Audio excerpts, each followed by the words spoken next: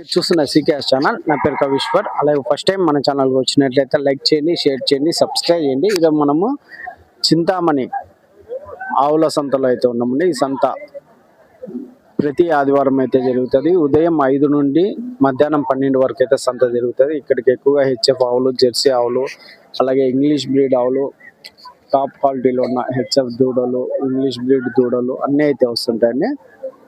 మనకి ఒక బెంగళూరు అతను అయితే ఫోన్ చేసి ఒకటైతే చెప్పాడండి. అదేమిటంటే మీరు రేట్లు అడగద్దండి, బ్రీడ్ అడగద్దండి, పాలు అడగద్దండి అని ఆయన అయితే చెప్తున్నాడు. ఆయన వ్యాపారస్తుడు అంట. రైతు ఒకవేళ మనకు చెప్తే మనం ఇవన్నీ అడగకుండా ఉండగలుగుతాం, కానీ వ్యాపారస్తుల మాటలైతే మనము ఏ విధంగా అయితే మనము తీసుకోవాలో అర్థమైతే లేదు.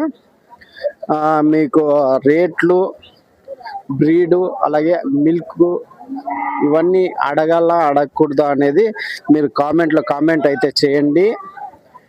అతను బెంగళూరు అతను చెప్పింది ఏమంటే, మీరు ఖాళీ మార్కెట్కి ఎన్ని జీవాలు వస్తాయి, ఎన్ని క్వాలిటీలు వస్తాయి అనేది మాత్రమే చూపియండి, రేట్లు అవన్నీ అడగద్దండి అన్నట్లు మనకు చెప్తున్నారు.